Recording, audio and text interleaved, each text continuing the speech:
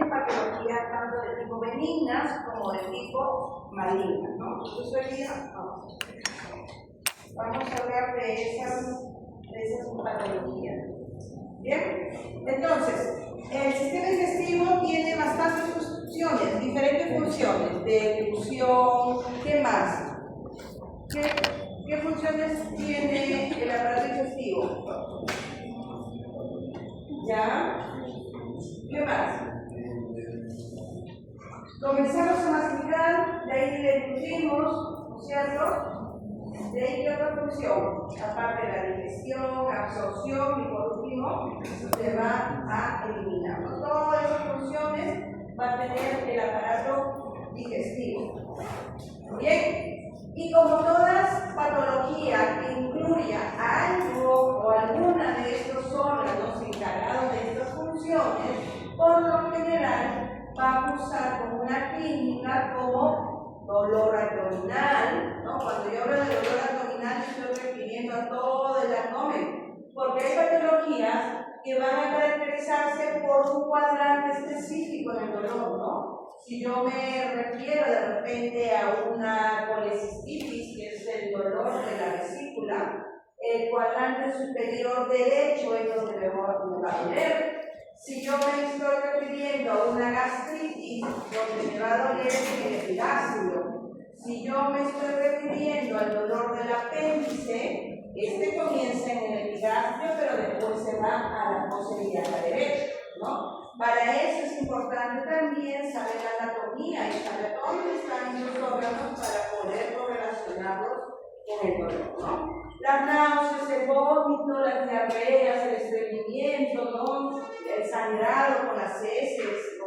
Aumento de peso, baja de peso, etc., ¿no? Son varios de los síntomas que se van a presentar en esta patología.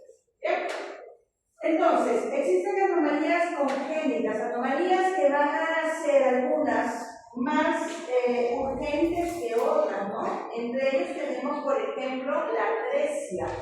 La atresia se va a referir cuando en este esófago, ¿no? Sabemos que el esófago va a conectar con el estómago, ¿no? Va a haber una interrupción aquí, un segmento de ese esófago no se va a conectar, no va a estar. Y esta es una patología de urgencia que necesita una intervención quirúrgica rápida.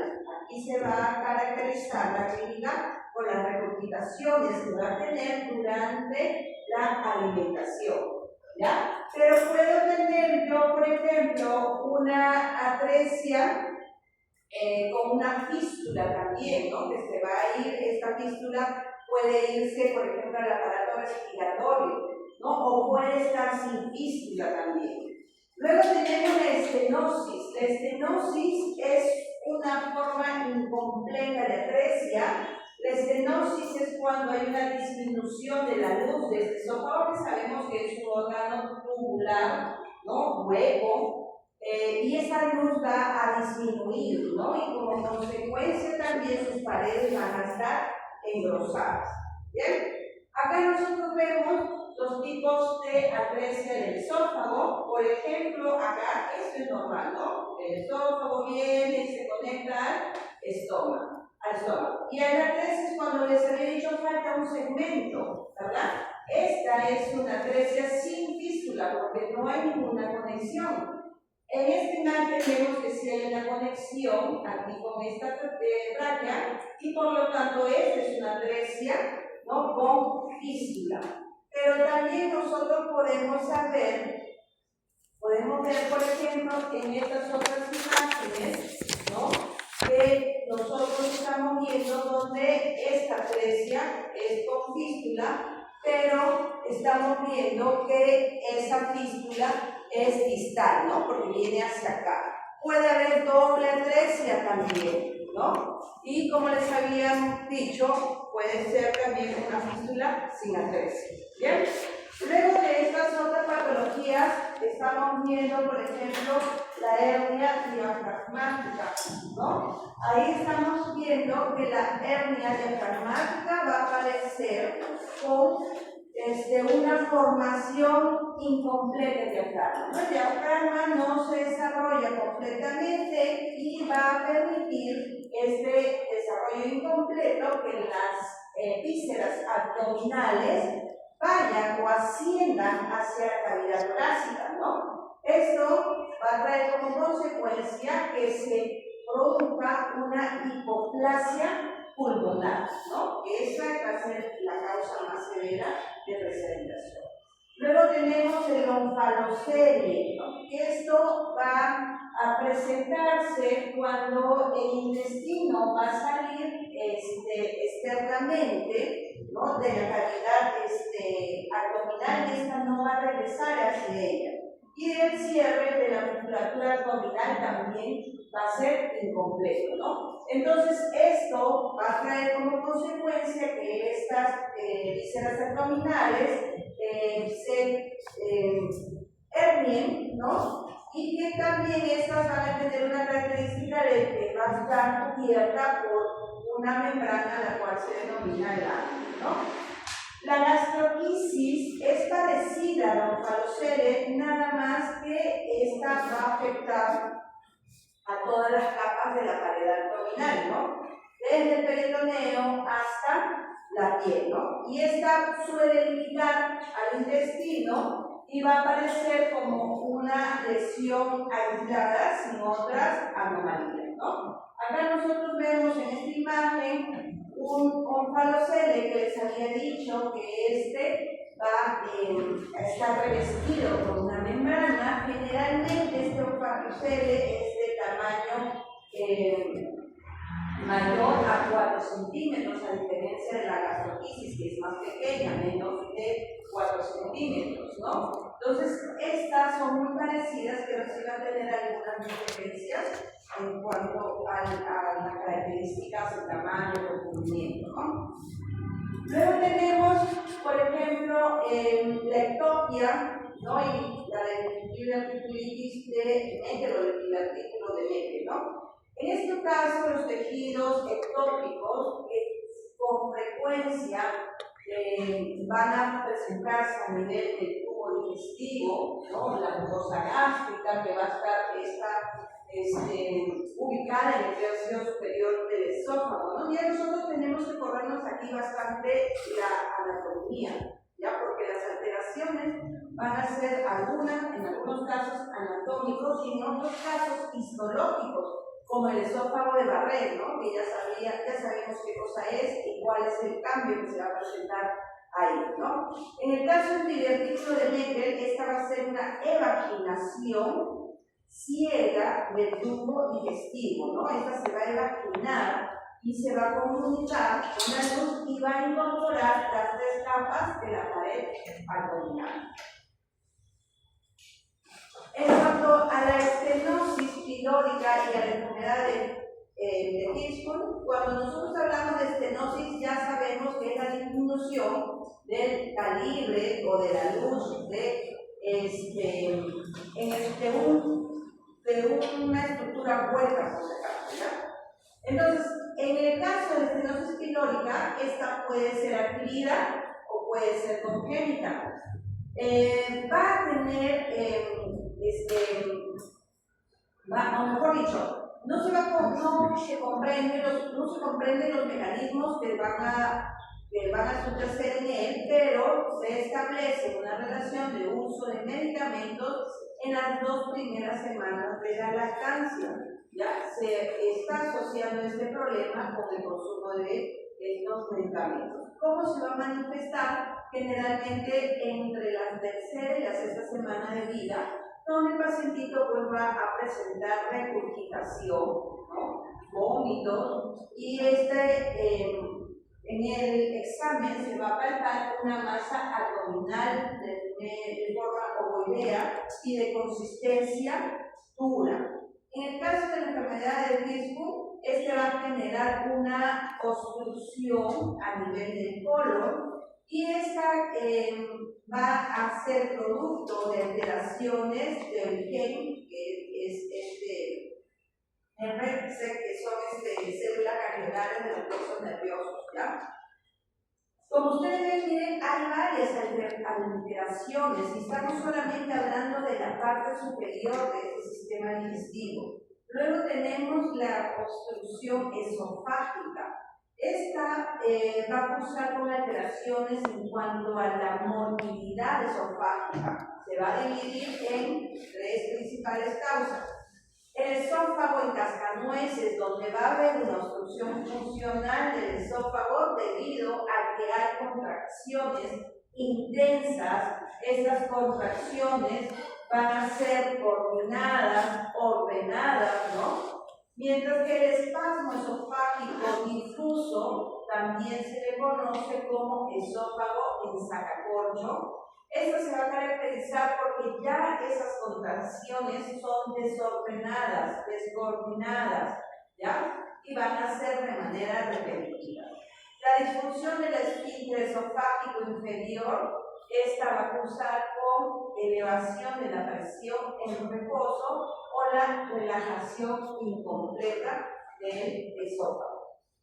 Bien, luego tenemos la acalasia, la capicia, que también son trastornos esofágicos, ¿no? En el caso de la acalasia, se va a caracterizar porque va a haber una triada que va a estar formada por la relajación incompleta del esfínter esofágico inferior, va a haber un aumento de este tono del esfínter, ¿no? Y va a haber aperistaltismo del esófago, ¿no? O sea, no va a haber peristaltismo. Y los síntomas que va a tener el paciente va a ser disfagia, dificultad para eructar y dolor torácico. Luego vamos a tener la esofagitis y trastornos relacionados, ¿no? En el caso de la esofagitis estamos viendo que es una patología inflamatoria del esófago que puede ser causada por múltiples factores, como por ejemplo que se produzca de catarros, esofagitis químicas o infecciosas, ¿no? Químicas, por ejemplo, cuando alguien de manera involuntaria, sobre todo los niños, ¿no? A veces han tomado lejía cuando las mamás lo ponen en las botellas de gaseosa, por ejemplo, ¿no? O por de tipo infecciosas, o la esofagitis por reflujo, ¿no? Estos pacientes que tienen también reflujo gastroesofágico. Esofagitis eosinófila, cuando hay varices esofágicas y el esófago de Barrett. Bien, entonces, cuando nosotros nos referimos a los desgarros que va a presentar este esófago y que producto de ello va a presentar esofagitis, estos desgarros van a ser de forma longitudinal a nivel de la mucosa, ¿no? De este esófago cerca de la unión gastroesofágica, y estos desgarros también se le conoce como los desgarros de Mann-Whitney, ¿no? Y van a estar relacionadas con vómitos, ¿no? Con arcadas, ¿no? Secundarias a una intoxicación por alcohol.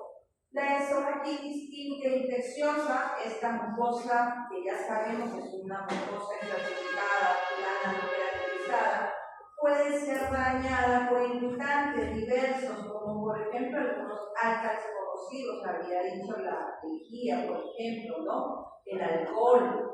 Y los síntomas que va a tener, pues va a ser dolor a la dilución, hemorragias, va a producir estenosis y hasta perforación, ¿no? Aquí, por ejemplo, cuando está asociada a infecciones, en personas inmunocompetentes, generalmente la infección va a ser por el virus del herpes, ¿ya?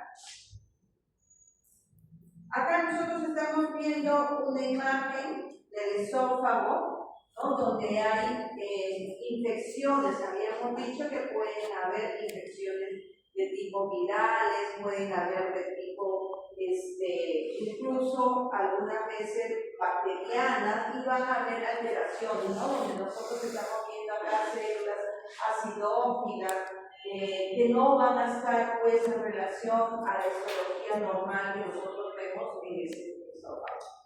En el caso de esofagitis por reflujo, acá se considera que la relajación pasajera del esfínter esofágico inferior va a ser la principal causa de este reflujo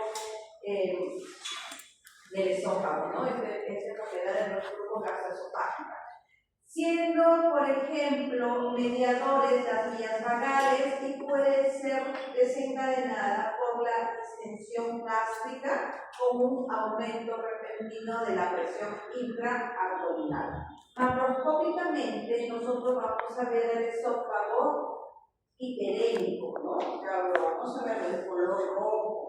Microscópicamente va a haber una hiperplasia de la zona basal, va a haber presencia de eosinófilos a nivel de la mucosa, vamos a encontrar un alargamiento de las papilas de la lámina propia y por supuesto el intrainflamatorio correspondiente, ¿no? En cuanto a la clínica que va a presentar el paciente, va a cursar con pirosis, va a tener disfagia, va a tener regurgitaciones, ¿no? Va a presentar dolor a nivel torácico. Entonces acá nosotros estamos viendo una esofagitis por reflujo con eosinófilos, ¿no? Ya habíamos visto los eosinófilos, ya no podemos reconocer la forma de los eosinófilos es idéntico en todas los tejidos que podemos encontrar, ¿ya? Entonces, estos eosinófilos vamos a encontrarlos intraepiteliales, ¿ya? Entonces, ¿en dónde? En la mucosa, ¿no? En la mucosa de ese esófago. Luego tenemos las varices esofágicas. Estas van a desencadenarse como complicación de la hipertensión portal.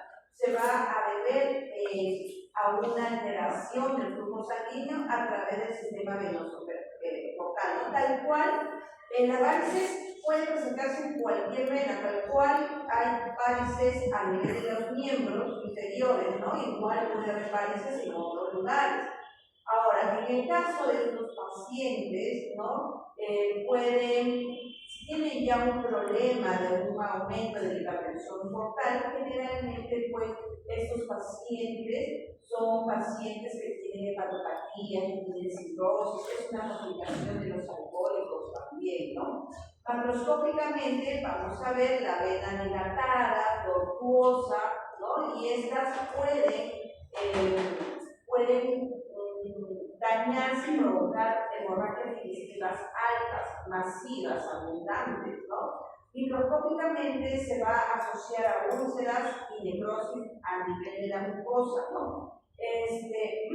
Y donde vamos a evidenciar pues, la característica que es la dilatación de esas venas, ¿no?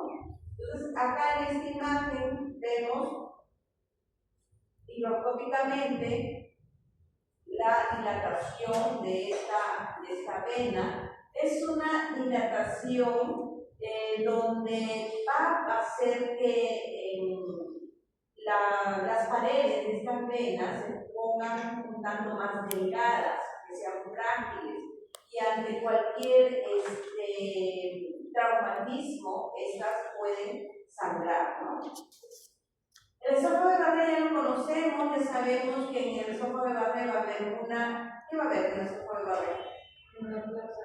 Una metaplasia, ¿no? Va a haber un cambio del epitelio estratificado, plano, queratinizado, por un epitelio que puede ser de origen gástrico o de origen intestinal, ¿verdad? Entonces, aquí macroscópicamente el esófago va a estar edematoso. Podemos observar algunas lengüetas a nivel de la mucosa de color roja aterciopelada.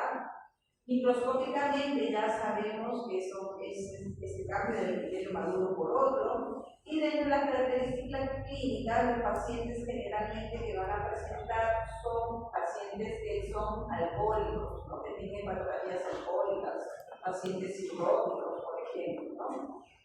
Acá vemos macroscópicamente y el cambio, en este caso, un epitelio estratificado plano no queratinizado por un epitelio que puede ser de tipo intestinal o gástrico. Luego nos vamos a los tumores esofágicos. Aquí vemos al adenocarcinoma. Si estamos hablando de adenocarcinoma, estamos hablando de una tumoración que va a formar glándulas, ¿no?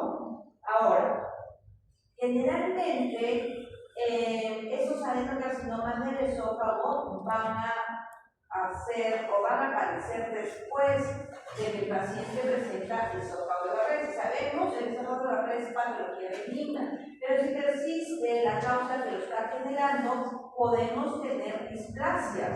Y ustedes saben que la displasia es una patología pre-cáncer, ¿no? Entonces, esto va a predisponer a que se desarrolle este adenocarcinoma, ¿no? Generalmente es más frecuente en los varones y en la raza blanca. Desde el punto de vista de su patogenia, sabemos que la progresión del esófago de Barré, del adenocarcinoma, se produce durante un periodo largo. No es de que ahorita me detectaron esófago de Barré y mañana hago adenocarcinoma, no. Esto es de manera insidiosa, avanzando, ¿no? Progresiva.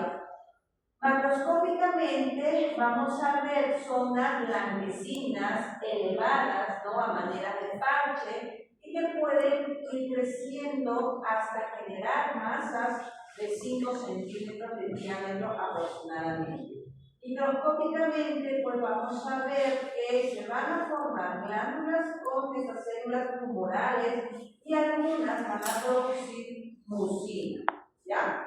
El cuadro clínico, estos pacientes van a tener dificultad para deglutir, se van a adelgazar porque no van a comer adecuadamente, va a tener hematemesis, ¿no? O sea, va a vómitos con sangre, dolor torácico y vómitos. Entonces, este adenocarcinoma ya nosotros podemos reconocer cuando son células tumorales por las características de malignidad, ¿no? La hipertromasia, el pleomorfismo, la pérdida de la polaridad de estas estructuras, ¿no? Ya cuando nosotros vemos estructuras con el aumento de esa hipertromasia, y aquí ustedes ven, ¿no? Núcleos de diferentes formas, tamaños, etcétera, células de la misma manera, nucleolos prominentes, ya son indicadores de malignidad. Luego tenemos el carcinoma epidermoide. ¿Ya? Generalmente el carcinoma epidermoide también es una patología que se va a presentar con mayor frecuencia en los varones. Aproximadamente la presentación es alrededor de los 45 años hacia arriba.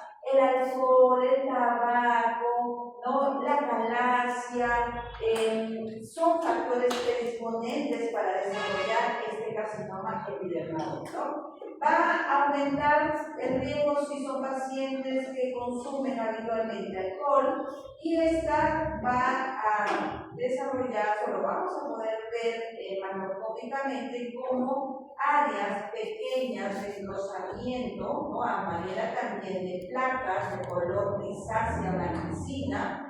Estas masas son polipoideas o exofíticas, ¿no? O sea, de crecimiento externo, van a sobresalir y obstruir la luz de este estómago. Microscópicamente es una lesión que se va a caracterizar porque va a ser in situ, ¿no? Es la denominada también displasia escamosa, ¿no?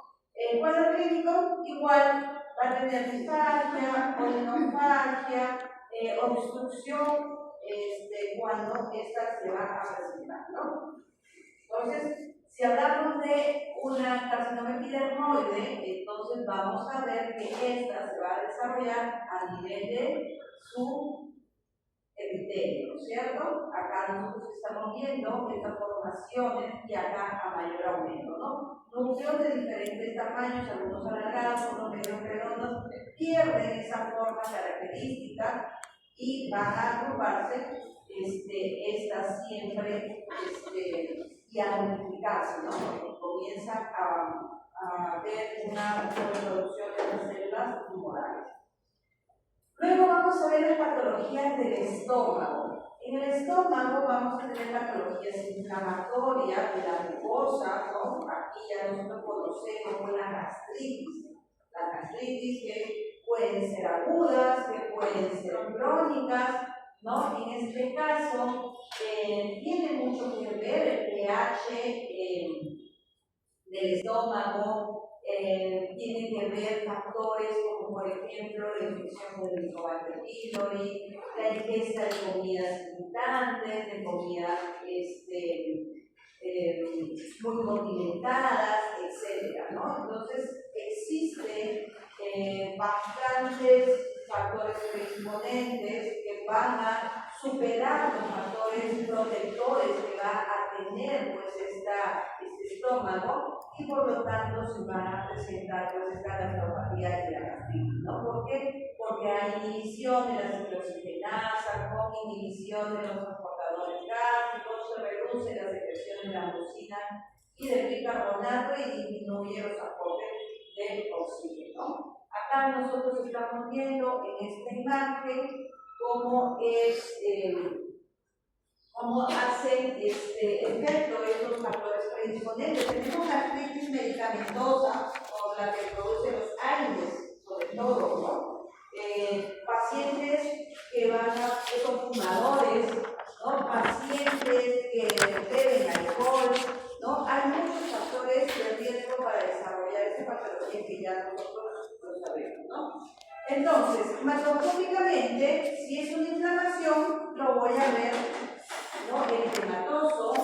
Puede haber erosión también de la mucosa gástrica, porque la complicación de la gastritis son las úlceras. Microscópicamente vamos a ver lo característico de la inflamación, que hay edema, infiltrado inflamatorio, vasos sanguíneos congestionados, ¿no es cierto? Entonces nosotros vamos a ver eso también a nivel microscópico. El epitelio superficial va a estar intacta, pero puede haber una hiperplasia de las células foveolares, ¿ya? Va a producirse también, por ejemplo, proliferación epitelial. Y por supuesto, pues, ese filtro inflamatorio que lo vamos a encontrar por encima de la membrana basal, ¿no? Puede encontrar exudado de fibrina también y áreas de hemorragia. Y el cuadro clínico ya ustedes lo conocen. Entonces ahí vemos infiltrado inflamatorio, vemos áreas de hemorragia, ¿no? Que es lo característico que nosotros vamos a ver. Si persiste la causa que genera esta gastritis crónica, esta gastritis aguda, vamos a tener una gastritis crónica, ¿cierto? Y aquí generalmente está asociada al Helicobacter pylori, ¿ya? Pero también puede producirse por gastritis de tipo autoinmune, ¿no? Por reflujos también puede provocar esas gastritis.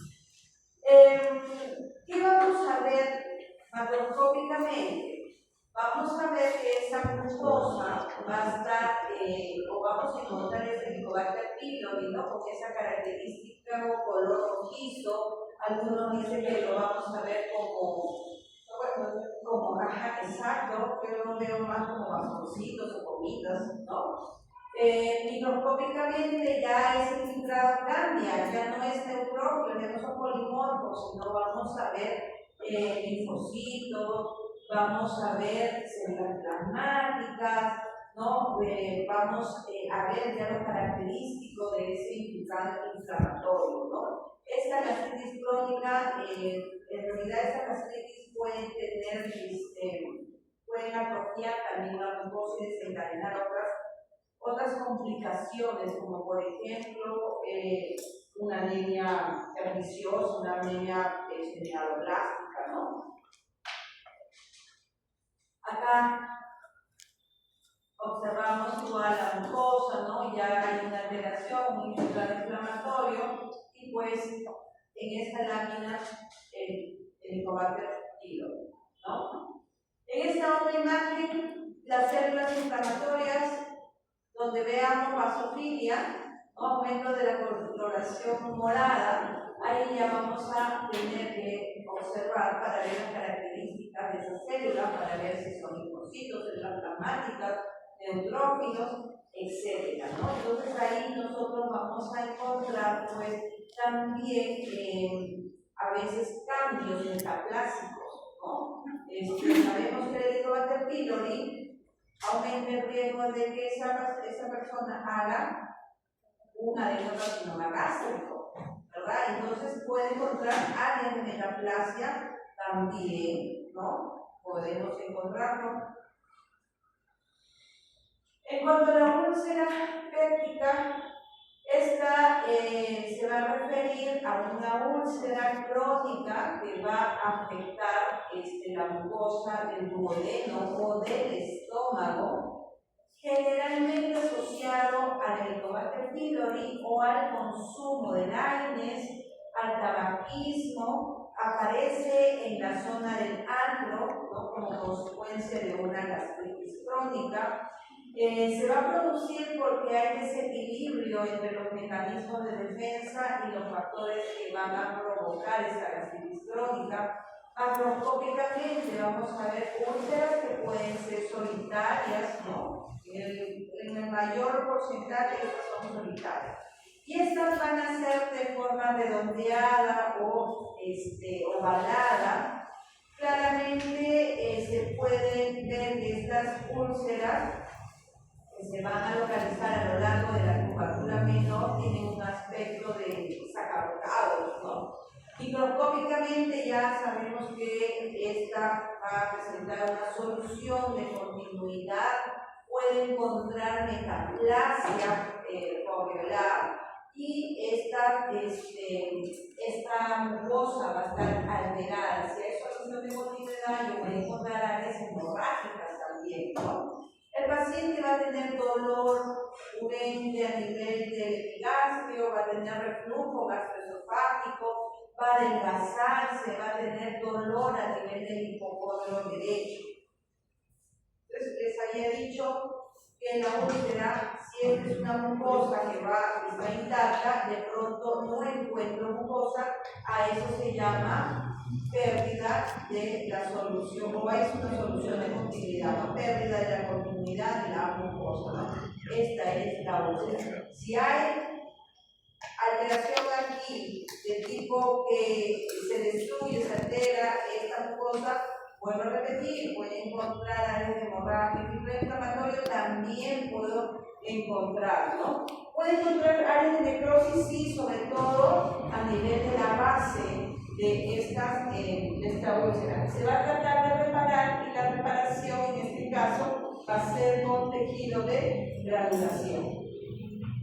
Los pólipos son otras patologías que se puede aparecer en cualquier órgano. En realidad el pólipo puede aparecer en cualquier órgano. Los pólipos siempre se deben de extraer porque tienen mucha factor predisponente a malignizarse, ¿ya? Y en el caso del estómago, esta se puede presentar como consecuencia de una hiperplasia, de una inflamación, de una ectopía o de una neoplasia de células epiteliales o del estrógeno, ¿ya? Entonces, el 75% de todos los pólipos gástricos son pólipos inflamatorios o hiperplásicos, ¿no? Generalmente lo vamos a encontrar en personas entre los 50 y 60 años y suele asociarse a gastritis crónica. Macroscópicamente, estos pólipos van a medir menos de 1 centímetro, con frecuencia suelen ser múltiples, de forma ovoide, peliculados, van a aparecer a nivel del cuerpo y del fondo del estómago. Microscópicamente vamos a ver que estos pólipos van a presentar glándulas foveolares irregulares, dilatadas, ramificadas y que van a tener forma quística y van a estar elocadas, ¿ya? Entonces ya nosotros nos encontramos de estas imaginaciones de la mucosa que son estas foveas, ¿no? Que van a estar muy elocadas, que van a estar ramificadas, que van a estar distorsionadas también. Esta es un pólipo, siempre el pólipo es de crecimiento externo, ¿no? Es media ovoidea o redondeada y tiene un pedículo. Este pedículo puede ser fibroso. Luego tenemos el adenoma gástrico, generalmente van a presentarse también como consecuencia de la gastritis crónica con atrofia y metaplasia intestinal, ¿no? El 10% de todos estos tumores gástricos suelen presentarse en pacientes entre los 50 y 60 años, los hombres son más afectados, macroscópicamente van a tener una elevación, miden más de 2 centímetros de diámetro, microscópicamente vamos a ver que se va a presentar displasia, va a haber hipercromatismo del núcleo, vamos a encontrar pseudo ramificaciones y el paciente va a cursar con náuseas, vómitos y dolor abdominal, ¿no? Entonces acá igual la imagen donde estamos viendo estas alteraciones. Ya el adenocarcinoma gástrico, esta es una neoplasia maligna que va a constituir el 90% de todos los cánceres gástricos, ¿no? El resto, en menor porcentaje, puede presentarse como linfoma o también como leiomyosarcoma.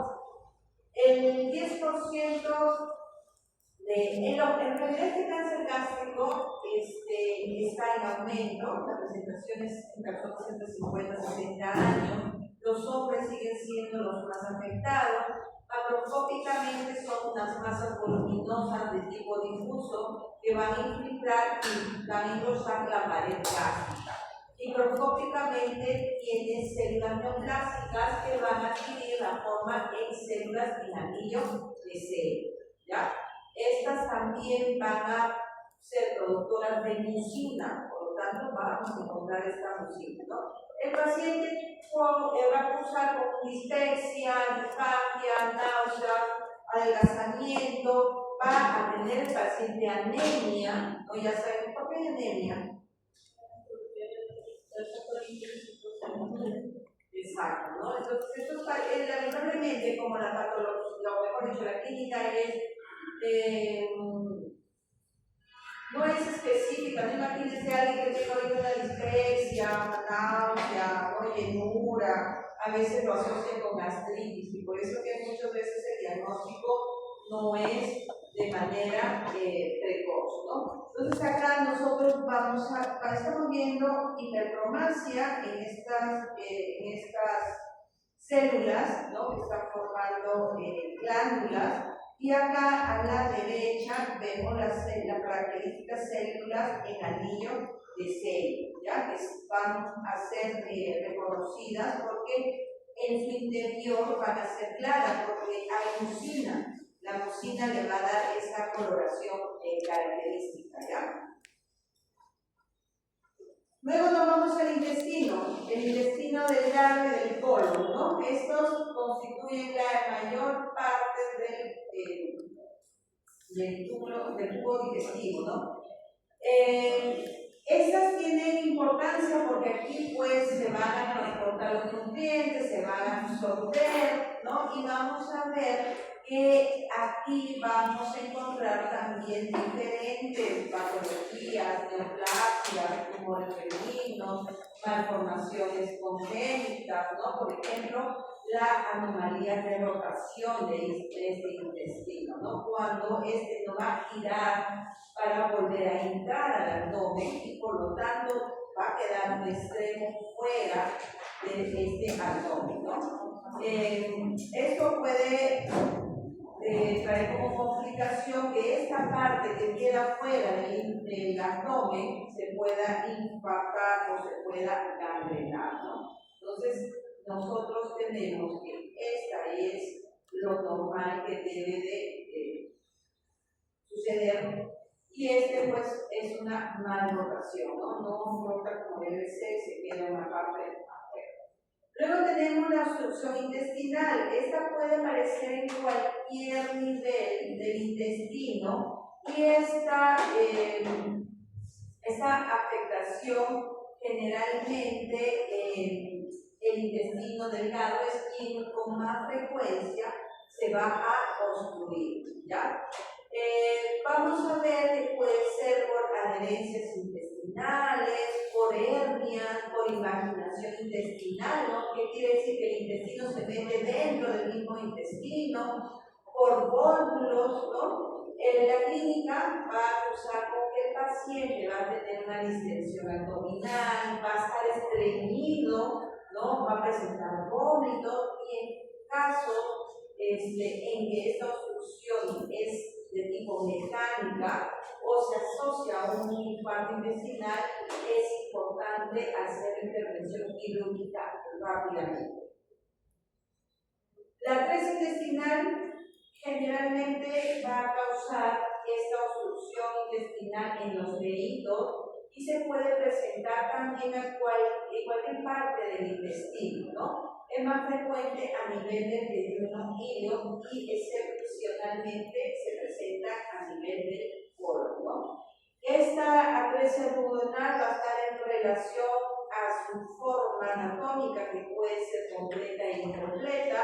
Sí, puede estar en relación al lugar de la atresia, que puede ser suprabacteriano o infrabacteriana, ¿no? Y la atresia del yeyuno e ilio, que va a caracterizarse porque en los bebés no eliminan el meconio, ¿no? Que es la primera de posiciones al nacer.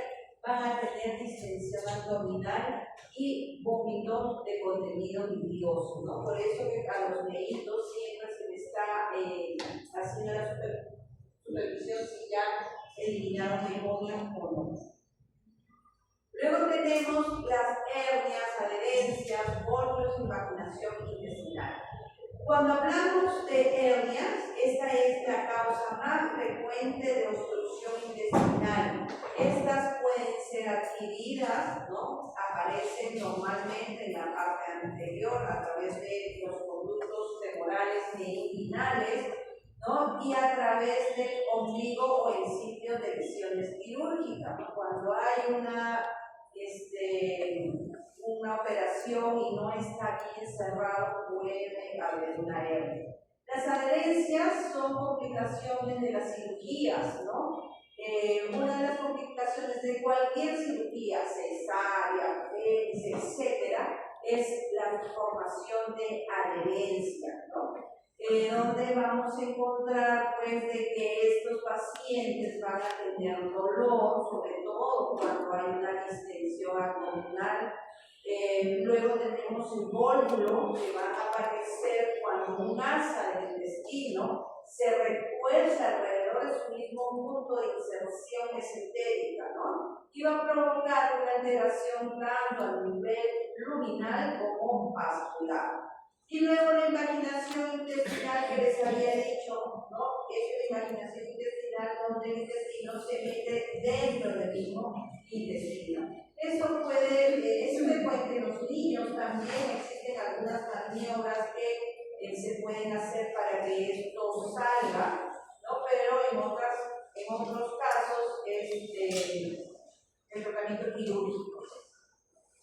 Luego tenemos la angiodisplasia, que se va a caracterizar porque va a haber una malformación a nivel de los vasos sanguíneos submucosos y van a estar estos dilatados, con paredes delgadas, ¿no? Y a nivel del ciego y del colon ascendente es su presentación más frecuente.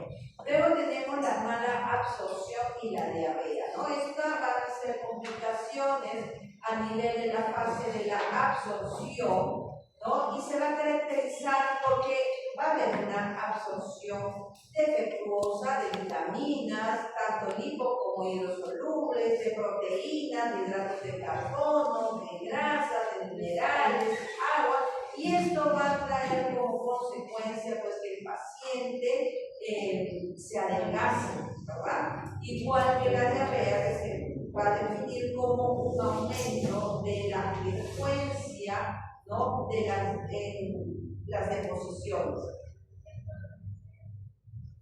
Luego tenemos a la enfermedad celíaca, también llamado escroes celíaco o enteropatía sensible al gluten.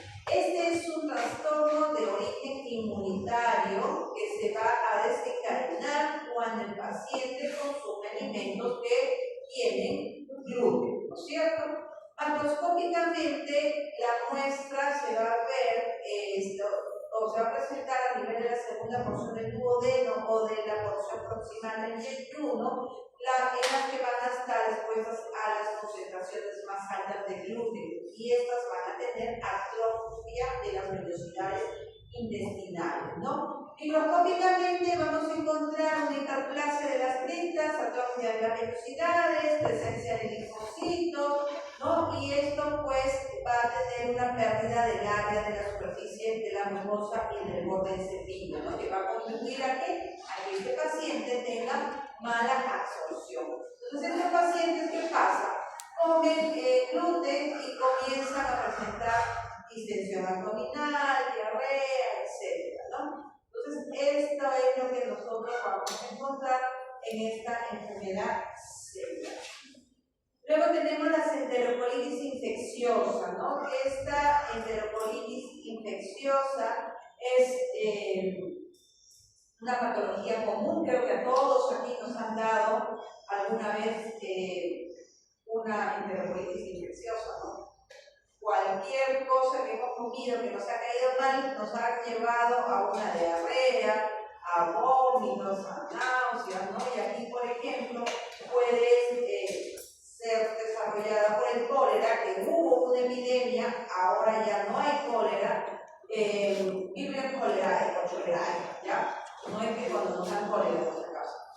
Y la enterocolitis por Campylobacter, que sí está más frecuente en presentación, ¿no? Campylobacter de Junior, que es un patógeno enterobacteriano, que va a cruzar pues con periodos de diarrea, ¿no? El paciente va a presentar diarrea disentérica, o sea, diarrea con moco y sangre, ¿no? Estas son las alteraciones que vamos a encontrar. Y luego tenemos la shigella, la salmonella, que también son bacterias que van a producir diarreas disentéricas, ¿no? Entonces, todos estos son cuadros que se van a caracterizar por la presencia de diarrea con moco y sangre por ingesta de alimentos contaminados, ¿no? Por eso les decía, a todos en algún momento nos ha dado una enterocolitis, que es una diarrea infecciosa, ¿no?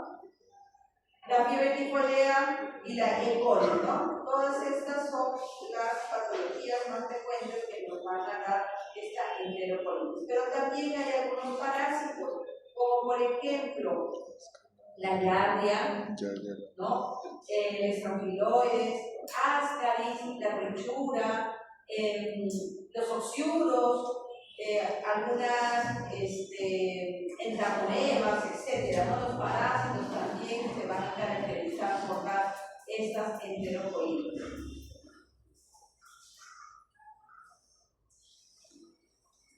¿Ya?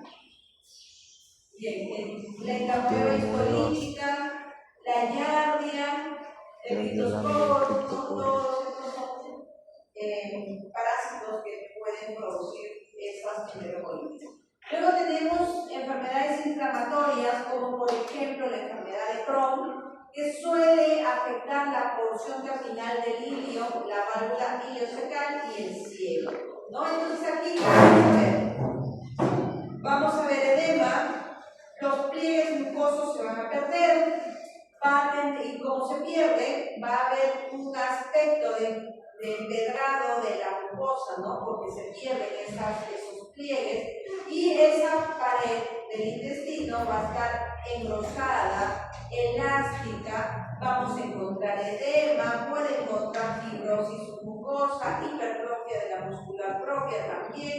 El paciente va a presentar diarrea, dolor, fiebre, puede tener también dolor a nivel de la fosa ilíaca derecha, ¿no? Y puede hacer diarrea hemorrágica también, ¿no? Entonces, acá nosotros estamos viendo las alteraciones que pueden presentarse desde el punto de vista fisiológico. Igual, la presencia de pólipos, ¿no? Estos pólipos que van a presentarse más frecuentemente a nivel del colon y el recto, son igualmente, como hemos visto los pólipos en el estómago, podemos encontrar pólipos en el intestino delgado, en el intestino grueso, en cualquier otra parte, ¿ya? Estos la misma característica, igualito, ¿ya? Pero en el caso de estos pólipos a nivel del intestino, van a tener células caliciformes, ¿ya? Van a tener células caliciformes y es la forma de presentación, ¿no? Les había dicho que crecen de forma ovalada o redondeada, ¿no? Sé que el intestino porque voy a encontrar células caliciformes. Los adenomas, que son neoplasias intraepiteliales que van a variar de los pólipos pequeños apenculados, porque estos van a ser un tanto más frecuentes. Y el adenoma es un precursor del adenocarcinoma colorectal. Histológicamente vamos a ver que va a haber una hipertromasia, vamos a encontrar la estratificación de ese epitelio, los núcleos, nucleolos, vamos a ver hipnosis atípica, ¿no? Y estos adenomas pueden clasificarse de acuerdo a su forma de presentación, que puede ser tubular, túbulo velloso o velloso. ¿Ya? Ahí igualmente este es el tubular, porque vamos a encontrar pues más alargado, ¿no? Velloso o túbulo velloso. El adenocarcinoma de colon es el más frecuente de presentación de los tumores malignos a nivel del tubo digestivo, ¿no? Y es una de las causas de presentación que va en aumento. Este adenocarcinoma de colon va a estar en relación a consumo de alimentos como por ejemplo las carnes rojas, las carnes que son hechas a parrilla, ¿no? Donde la grasa cae al carbón y emite unos vapores que se impregnan en la carne que son cancerígenos, a los embutidos, a alimentos procesados, ¿no? Microscópicamente vamos a ver que está formado por células cilíndricas altas que van a aparecer como un epitelio displásico, ¿no? Vamos a encontrar reacción desmomplásica en el estroma, que ya sabemos que es desmomplasia. Vamos a encontrar eosinofilia estromal, respuesta granulosa, ¿no? Entonces aquí nosotros estamos viendo las formas glandulares, pero mira, ya nos llaman la atención estos núcleos grandes, ¿no? La hipertromasia, un gran inflamatorio, con esas características de malignidad, ¿no? Igualmente este es un esquema donde vamos a ver la clasificación de los tumores igual que otros tumores. Después tenemos la apendicitis. La apendicitis es un órgano que lo vamos a encontrar a nivel del ciego. Esta se puede, en su luz se puede encontrar. ¿Qué podemos encontrar en su luz? Fecalitos, parásitos, algunas semillas, ¿no es cierto? Entre los parásitos, oxiuros, ascaris, etcétera, ¿no? Y eso va a hacer que se inflame, ¿no? Que se inflame esa apéndice. Y el único tratamiento es quirúrgico. No existe apendicitis crónica, por si acaso. ¿Ya? Entonces, microscópicamente se encuentra una inflamatoria a nivel de la capa muscular, ¿no? Eso es lo que vamos a encontrar. También podemos encontrar vasos sanguíneos congestionados porque es una inflamación, ¿verdad? Luego nos vamos a la patología del hígado. Ya sabemos que el hígado es un órgano grande que pesa aproximadamente entre 1.400 y 1.600 gramos, ¿no? Ya histológicamente sabemos la forma de estos lobulillos, de los hepatocitos, las trabéculas, etc. Bien, en el caso de insuficiencia, o mejor dicho, el hígado puede presentar diferentes patologías, ¿no? Podemos nosotros tener hipertensión portal, insuficiencia hepática, patologías benignas, patologías malignas, ¿no?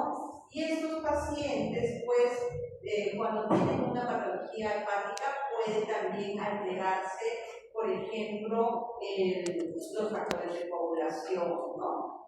Entonces, cuando nosotros nos referimos a insuficiencia hepática aguda, generalmente suele ser el resultado de una necrosis hepática masiva que puede ser causada por fármacos o toxinas, ¿ya?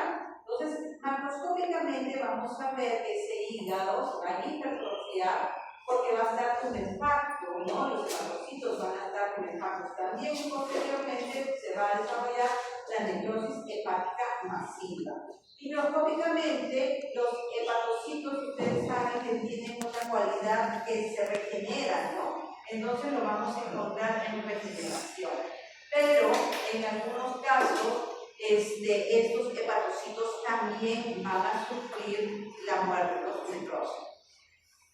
Cuando el cuadro clínico va a haber ictericia, vómitos, náuseas, alteración de los factores de coagulación, ¿no? Encefalopatía hepática y el paciente puede llegar a fallecer, ¿no? Entonces acá vemos histológicamente estos cambios en el hígado, ¿no? Ya nosotros sabemos que el hígado pues va a formar sus clavéculas, el hepatocito, la forma que tiene, los lobulillos, etc.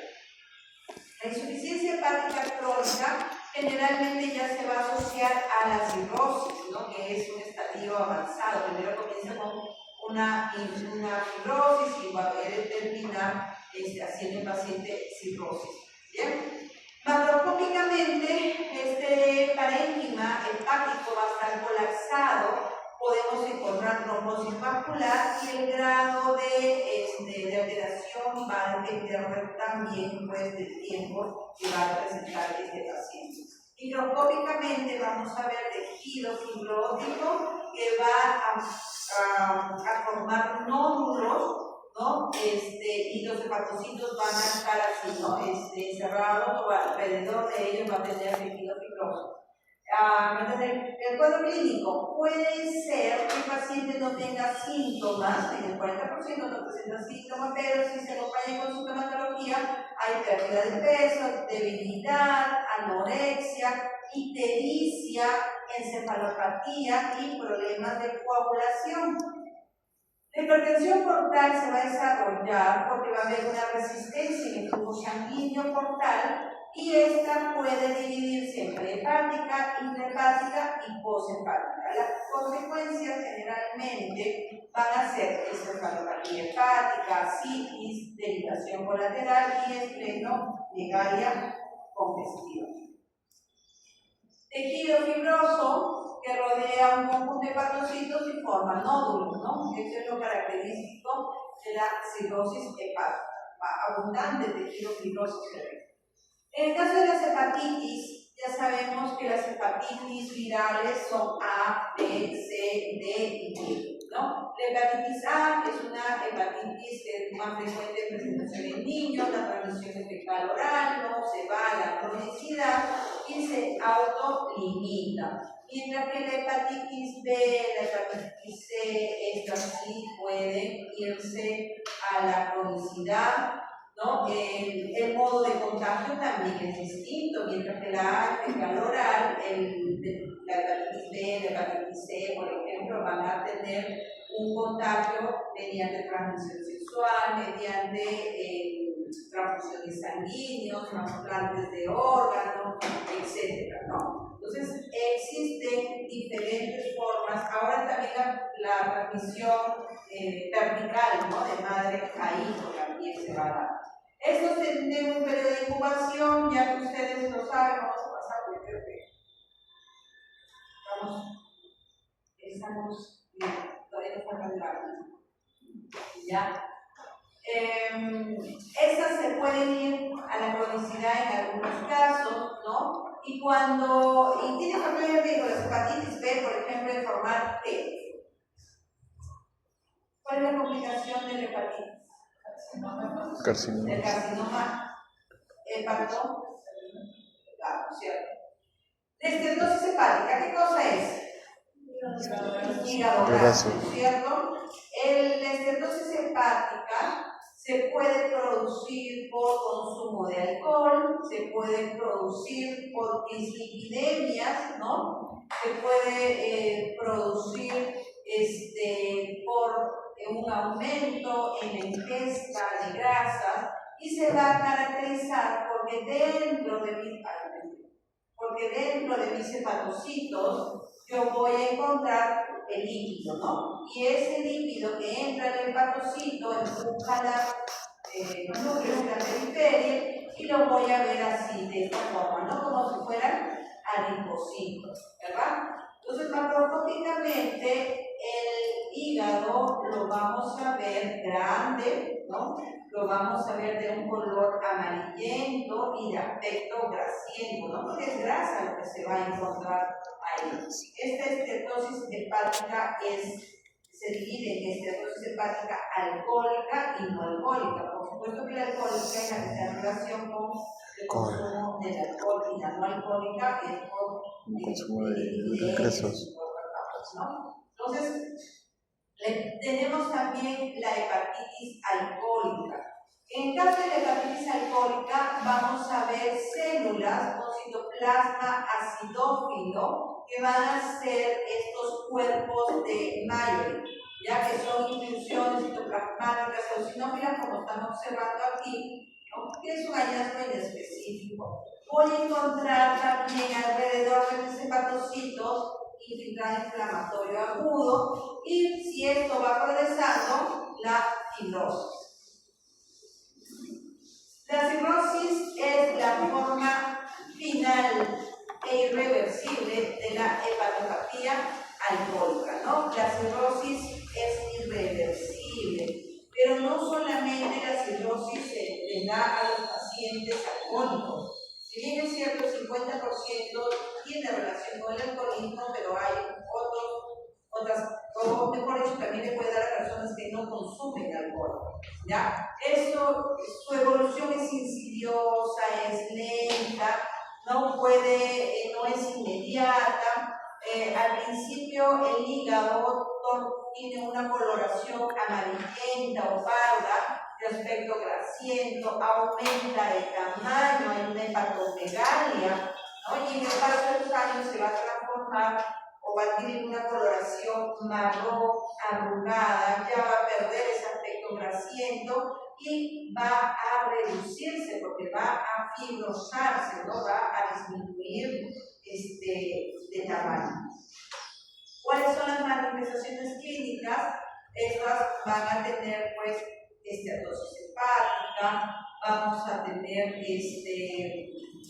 ya sabemos que la cirrosis comienza con esteatosis hepática y va avanzando hasta acabar en alcohol y en cirrosis. El paciente cirrótico va a tener las proteínas bajas, va a tener una hipoproteinemia, va a tener los factores de coagulación baja, la albúmina también va a estar baja. El paciente va a tener varios trastornos, ¿no? Puede ser encefalopatía hepática, hay que transfundirles plaquetas, hay que transfundirles factores de coagulación, plasma fresco congelado, hay que darle albúmina, etc. ¿no? Son pacientes que se deterioran bastante. Luego tenemos el adenoma hepatocelular, es una neoplasia benigna, habitualmente en mujeres jóvenes, y está asociado al uso de anticonceptivos orales y al uso de esteroides anabolizantes.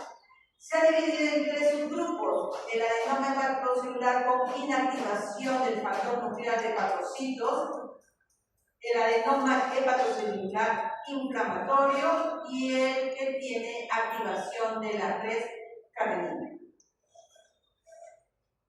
Luego ya nos vamos a las neoplasias malignas, ¿no? Que pueden ser primarias o secundarias. Ya sabemos que cuando hablamos de secundaria es porque viene de otro órgano, que quiere decir por una metástasis, ¿no? Tenemos el hepatoblastoma, que es un tumor común en la infancia. Los subtipos que se pueden encontrar es del tipo epitelial o del tipo mixto. Suelen debutar con una tumefacción abdominal en un lactante o un niño pequeño, ¿no? Y está relacionada a la disfunción hepática, ¿no? Y el paciente va a presentar prurito, ictericia. Luego tenemos el carcinoma hepatocelular, que va a representar aproximadamente al 5% de los tumores malignos a nivel mundial. Y esto, en esta patología se van a ver a los hepatocitos grandes con núcleos pleomórficos agrandados, ¿no? Y esta va a tener estas, acá, como vemos, estas características, ¿no? De malignidad. Vamos a ver la hiperpropasia nuclear, el pleomorfismo nuclear, por lo tanto podemos decir que hay anisonucleosis, ¿no? Luego tenemos las patologías de la vesícula biliar, ¿no? Nosotros sabemos que la vesícula va a tener patologías, la más común, por ejemplo, cuando ésta se inflama. Y cuando se inflama, ¿cómo se llama? Colecistitis, ¿no? Y la colecistitis generalmente va a estar asociada a cálculos, pero también hay colecistitis acalculosa, ¿ya? Cuando está asociada a cálculos le podemos llamar colelitiasis y es lo más frecuente en presentarse, ¿no? Entonces estos cálculos, algunos los llamamos piedras, ¿no? Generalmente pues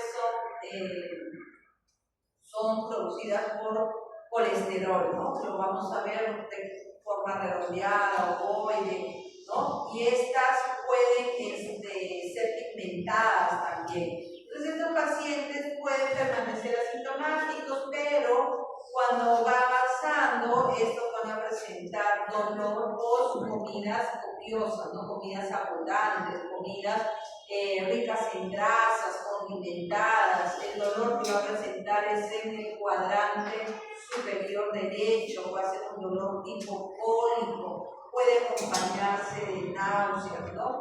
Y dependiendo puede tornarse también en una emergencia quirúrgica, ¿no? Porque el paciente lo operan de emergencia. La colecistitis aguda o crónica es una inflamación en la vía biliar. En el caso histológico, ¿qué vamos a encontrar? En la colecistitis. Los senos de los metastasis. ¿No? Ya, entonces, esto ya nosotros ya lo hemos visto y vamos a pasarlo porque ya está. La colangitis biliar primaria. ¿Qué es la colangitis? Es una enfermedad que se va a caracterizar porque hay una obstrucción a nivel de los conductos biliares, ¿no? Esta puede ser producto de una enfermedad autoinmunitaria donde va a haber destrucción inflamatoria de estos conductos biliares intrahepáticos, ¿no? Y este trastorno autoinmunitario se va a deber a que hay un ataque mediado por linfocitos T sobre estos conductos biliares intraloculiares pequeños, ¿no? Macroscópicamente vamos a ver a estos conductos con infiltración linfocitaria, ¿no? Vamos a ver también que estos, al ser una inflamación, pues vamos a encontrar infiltrado inflamatorio. Clínicamente el paciente va a tener prurito, va a tener fatiga, va a tener dolor, ¿no? Aquí, por ejemplo, en el caso de la colangitis es una inflamación e infección, ¿no? O sea, vamos a encontrar infecciones de tipo bacterianas que van a condicionar esta patología o va a ser también de tipo inflamatorio netamente, ¿no? El paciente va a cruzar con una triada característica que es la triada de Charcot, que es ictericia, fiebre y dolor abdominal. Pero si se le suma, por ejemplo, confusión mental, ¿no? Y se le suma también a este paciente infección de tipo que haya un shock, ya no es la triada de Charcot, sino ya hablamos de la pentada de Reina, ¿no? Igualmente, la vesícula puede tener neoplasias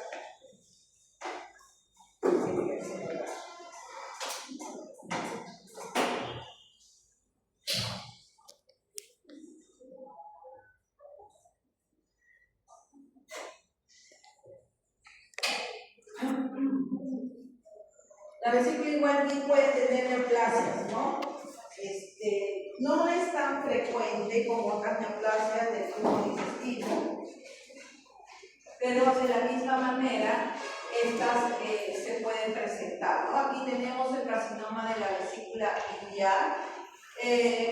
Si nosotros hablamos de este carcinoma, el factor de riesgo que va a tener es la presencia de los cálculos en su interior, ¿no? Macroscópicamente es una masa firme, mal definida, que puede infiltrar de manera difusa a nivel de la pared biliar, ¿no? De la vesícula biliar, simulando una apariencia de colicistitis crónica.